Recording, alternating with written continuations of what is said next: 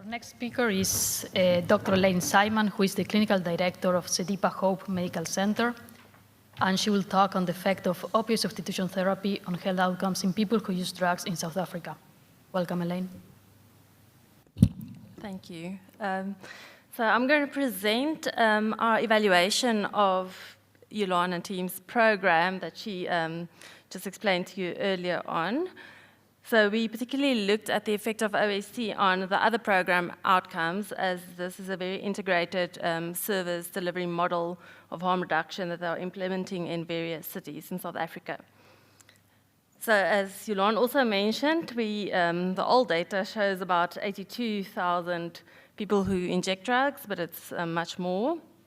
And unfortunately, our coverage is very low for OST at around 1%. This is really impacted by persistent opposition and stigma. So our evaluation particularly looked at just mapping out the demographics of both the harm reduction and the OST cohorts, and also the effect then of the OST access on health outcomes, particularly HIV, viral hepatitis, mental health, and tuberculosis. We then assessed 5 of the cities where the program is being implemented, and this was over 2 funding cycles, so from April 2019 till September 2024, where we sampled over 600,000 visit records to identify 53,000 service users in this period, and then did descriptive and multivariate analysis on the data. This is just to give you an idea of where the program is at the moment. So in Cape Town, but then 3 sites in our smallest province in Gauteng, ekurhuleni, City of Johannesburg, and Sedibeng, and then another coastal town, eThekwini. So importantly, I think, just to look, these are more updated population size estimates, but the service coverage ranging from about 2% of service users for the harm reduction, and in Sedibeng, almost half of the estimated service users accessing treatment or any intervention. And then for OST, it is also quite a wide range. Again, anything from 2% to 14% of the harm reduction service users then actually accessing OST, and that's on average 4% across all districts.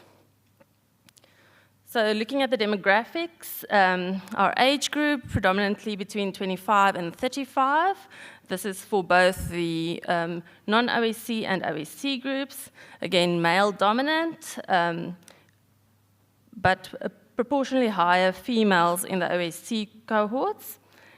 Majority of our participants then also scoring at medium risk, with their risk scores, and the type of places where services are being accessed predominantly at transport structures, but in the more recent funding cycle, in the OSC cohort, many more accessing sheltered facilities, which is encouraging.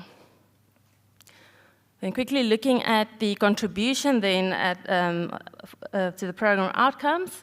So across the board, whether it's HIV, viral hepatitis B and C, tuberculosis, and mental health, we see a significant increase in the OSC cohort in being screened for any of those services being offered. Also a reduction in the prevalence or cases for HIV in the OSC cohort particularly. For treatment uptake, again, whether it's ART, treatment access for tuberculosis, or access to counseling services, significantly increased in the OST patients.